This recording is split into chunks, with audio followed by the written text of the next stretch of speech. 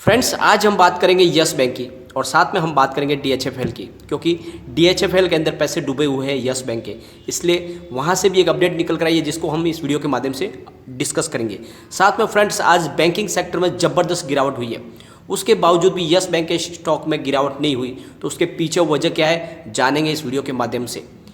बहुत ही ज़बरदस्त खरीदारी हो रही है यस बैंक के अंदर। 14 के लेवल को लोगों ने समझ लिया खरीदारी के लिए और यहाँ से अब शुरुआत कर दी है खरीदारी की, और इसी की वजह है कि जब सारे बैंकिंग सेक्टर में गिरावट हुई उसके बावजूद भी यस बैंक के स्टॉक में बड़ी गिरावट नहीं हुई। तो आगे क्या रणनीति बन रही है, क्या यस बैंक में अब तेज़ी बन जाएगी, जानेंगे इस वीडियो के माध्यम से फ्रेंड्स। और इसके आने वाले समय के इसके क्या टारगेट रह सकते हैं, अगर गिरावट होती है तो कहाँ तक स्टॉक जा सकता है और तेज़ी में अभी ये कहाँ तक जा सकता है, इस वीडियो के माध्यम से हम डिस्कस करेंगे। साथ में फ्रेंड्स, वॉल्यूम क्या बोल रहा है, इसके वॉल्यूम और साथ में इसके जो बड़ी बड़ी डील हो रही है, क्या उसमें खरीदारी हो रही है या बिकवाली हो रही है, वो भी जानेंगे इस वीडियो के माध्यम से। और फ्रेंड्स, लेकिन उससे पहले अगर आप पहली बार हमारे चैनल पे आए तो चैनल को सब्सक्राइब कर दीजिए, एक बेल आइकॉन दबा दीजिए। चलो फ्रेंड्स, वीडियो स्टार्ट करते हैं। मैं हूँ आपका दोस्त SB दवे और हमारे अपने चैनल ऑनलाइन कमाई में आपका बहुत बहुत स्वागत है। फ्रेंड, जैसे कि आपको पता ही है, आज सुबह बाजार फ्लैट को ओपनिंग हुई थी थोड़ी सी गिरावट के साथ में, लेकिन दिन में बहुत ही बड़ी गिरावट हुई थी। करीब 12-1 बजे के टाइम में 400-500 पॉइंट की गिरावट हो चुकी थी, लेकिन बाजार क्लोज होते होते फिर से फ्लैट क्लोजिंग आई है। बड़ी गिरावट थी वो थम गई, लेकिन इस दौरान बैंकिंग सेक्टर में ज़बरदस्त गिरावट हुई है। सारे के सारे बैंकिंग सेक्टर, चाहे वो PSU बैंक ले लो या बैंक निफ्टी प्राइवेट ले लो, सब जगह पे ज़बरदस्त गिरावट है। और इसी वजह से जो क्लोजिंग है सेंसेक्स की वो रेड में आई है, वरना बाजार के दूसरे जो सेक्टर है उसमें अच्छी खासी रिकवरी आ चुकी है और वहाँ पर ख़रीदारी शुरू हो गई है।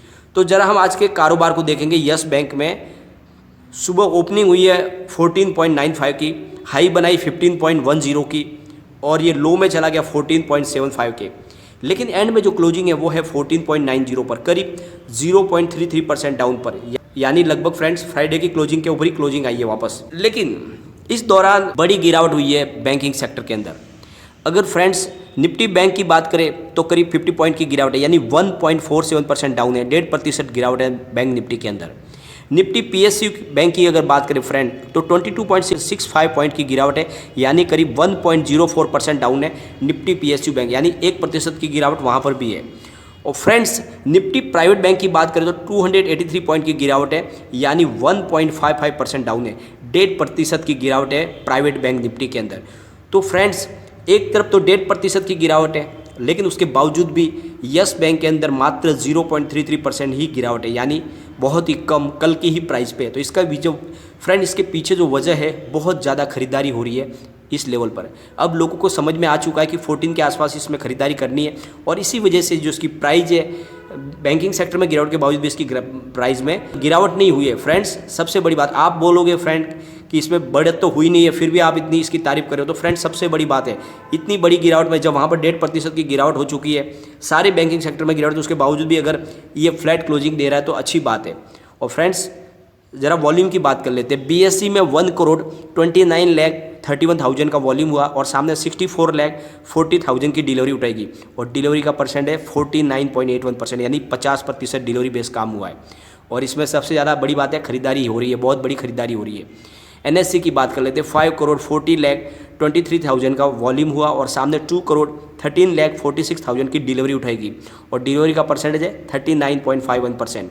और फ्रेंड्स, सबसे बड़ी बात, बड़ी मात्रा में खरीदारी हो रही है, बड़ी ब्लॉक डील हो रही है। और आज भी हम 4-5 बड़ी ब्लॉक डील को एक बार डिस्कस करते थे, जिससे आपको भी समझ में आया कि लोग कितनी बड़ी खरीदारी इसमें कर रहे हैं। तो फ्रेंड्स, सुबह बाजार खुलते ही 9:15 पर 14.80 की प्राइस से 10,66,000 शेयरों की खरीदारी हुई है, बड़ी खरीदारी। उसके बाद में 9:30 पर 14.95 की प्राइस से 11,29,000 शेयरों की बिकवाली हुई है, ये माल बेचा गया है। फ्रेंड, 9:59 पर 14.95 की प्राइस से 10,67,000 शेयरों की खरीदारी हुई है। उसके बाद फ्रेंड्स, 12:21 पर 14.90 की प्राइस से 14,19,000 शेयरों की बिकवाली हुई है। उसके बाद फ्रेंड्स, 2:06 पर 14.85 की प्राइस से 25,91,000 शेयरों की खरीदारी हुई है, बड़ी खरीदारी है। उसके बाद फिर 2:20 पर 14.80 की प्राइस से 22,06,000 शेयरों की खरीदारी हुई है। तो बड़ी मात्रा में खरीदारी हो रही है, इसी वजह से इसकी प्राइस नहीं टूट रही है। अब खरीदारी कर रहे हैं बड़े फंड हाउस। फ्रेंड्स, मैंने जानबूझ के वीडियो बड़ा ना हो जाए इसलिए नॉर्मली 4-5 ब्लॉक डील को ही डिस्कस किया है। बाकी बहुत सारी जो डील हुई है जो 8 लाख 10 लाख शेयरों के आसपास हुई, जिसमें आप देख सकते हो कि 6 खरीदारी के सामने बिकवाली के लिए 2 ही डील है और बाकी खरीदारी ज़्यादा हो रही है, इसमें बिकवाली बड़ी मात्रा में कम हो रही है। जो माल बेचा जा रहा है वो रिटेल इन्वेस्टर से बेचा जा रहा है, उनकी नासमझी की वजह से उनको समझ में नहीं आ रहा है। फ्रेंड्स, इस लेवल पे अब बिकवाली बंद कर देनी चाहिए। यहाँ से खरीदारी की माहौल बन चुकी है, यहाँ से अब बढ़ेगी प्राइस, क्योंकि आज सारे बैंकिंग सेक्टर में गिरावट के बावजूद भी यस बैंक के स्टॉक में माहौल गिरावट का नहीं था, लगभग फ्लैट क्लोजिंग आई है। फ्रेंड्स, इसके पीछे एक और पॉजिटिव न्यूज़ है, बहुत बड़ी पॉजिटिव न्यूज़ DHFL से आई है। और जैसे कि आपको पता ही है, यस बैंक के पैसे डूबे हुए हैं DHFL के अंदर, राणा कपूर ने डुबाए थे। तो friends, Piramal capital and housing finance limited ने कहा है कि उनकी subsidiary company Piramal enterprise limited ने 4050 करोड़ फंड को जुटा लिया है और इसके लिए उन्होंने long term 5 years non convertible debenture bond यानी NCDS जारी की है। कंपनी ने एक्सचेंज को जानकारी दी है कि 2000 करोड़ के NCDS के लिए 10 मार्च 2021 को इशू ओपन किया था, जो 12 मार्च को क्लोज हो गया था। और सेकेंड जो इशू है 2050 करोड़ के बॉन्ड के, वो 18 मार्च को उन्होंने खोला था और उसको 19 मार्च को क्लोज कर दिया। तो इस तरह से उन्होंने 2000 करोड़ के अलग और 2050 करोड़ के, इस तरह से 2 अलग अलग बॉन्ड के जरिए 4050 करोड़ रुपए के फंड को जुटा लिया है। और इस केयर रेटिंग ने दोनों बॉन्ड पर AA की रेटिंग दी है। सबसे अच्छी बात है, केयर रेटिंग की तरफ से AA की रेटिंग मिली है इसको। और इससे पहले कंपनी ने 2019 में बॉन्ड के जरिए 50,000 करोड़ की रकम भी जुटाई थी और कंपनी इस मामले में बहुत ही ज़्यादा रेपुटेड है और बाज़ार में उस पर भरोसा किया जा सकता है, इसीलिए हाथों हाथ उनके बॉन्ड को खरीदार भी मिल जाते हैं। यह फंड DHFL के कर्जदाताओं को कर्ज चुकाने के लिए काम में लिया जाएगा, क्योंकि RBI ने पीरामल ग्रुप को DHFL के अधिग्रहण की मंजूरी दे दी है। कंपनी के एग्जीक्यूटिव डायरेक्टर लड्डा ने कहा है कि अब हम इस पोजीशन में है कि हमारे फार्मा और फाइनेंशियल सर्विस दोनों बिजनेस को हम आराम से आगे बढ़ा सके। 4050 करोड़ का जो रकम है उन्होंने जुटा ली है, तो एक पॉजिटिव न्यूज़ निकल कर आई है। हमें भी विश्वास हो रहा है कि इसमें से जो यस बैंक का पेमेंट है वो भी बहुत जल्दी यस बैंक को मिल जाएगा, क्योंकि ऑलरेडी उन्होंने फंड की व्यवस्था कर ली है।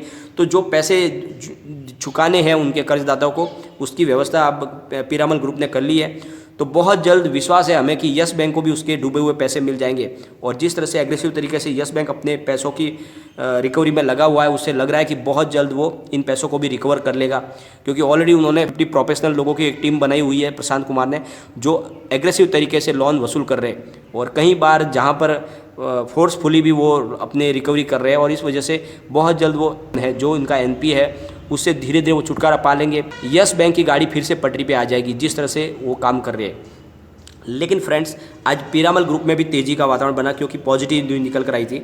इस वजह से 17.85 पर करीब 0.85% अप पर क्लोजिंग आई है पीरामल ग्रुप में। सबसे अच्छी आज पॉजिटिव जो खबर यह है कि यस बैंक के अंदर बड़ी खरीदारी शुरू हो चुकी है और इस वजह से इसकी प्राइस बहुत जल्द बढ़ जाएगी। फ्रेंड्स, अगर हम यस बैंक के परफॉर्मेंस की बात करें तो ये अपने 52 वीक से अभी 77.86% डाउन है और पिछले एक महीने में इसमें -4.81% का निगेटिव रिटर्न मिला है, जबकि इस दौरान निफ्टी ने 0.03% का रिटर्न दिया है। और अगर हम इसके पिवट लेवल की बात करें फ्रेंड, तो अगर गिरावट होती है तो फर्स्ट सपोर्ट इसका है 14.98 का, सेकेंड सपोर्ट है 14.22 का और थर्ड सपोर्ट है 12.98 का। तो गिरावट में ये 12.98 तक जा सकता है। लेकिन अगर तेज़ी का वातावरण बनता है तो जो फर्स्ट टारगेट इसका है वो है 16.98 का, सेकंड टारगेट है 18.22 का और थर्ड टारगेट है 18.98 का।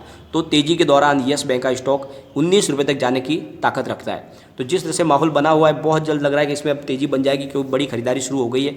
और इसी वजह से अब आपको, अगर आपके पास स्टॉक है तो उन्हें न बेचें, थोड़ा वेट करें, बहुत जल्द इसमें पूरी की पूरी इसकी गणित चेंज होने वाली है। लेकिन फ्रेंड, कोई भी इन्वेस्टमेंट करने से पहले अपने फाइनेंस एडवाइजर से एक बार एडवाइजर ले ले या अपना खुद का रिसर्च करें, क्योंकि मैंने ये वीडियो आपके एजुकेशनल पर्पज़ के लिए ही बनाया। वीडियो पसंद आए तो लाइक शेयर जरूर कीजिए और चैनल को सब्सक्राइब कर दीजिए। Thank you friend.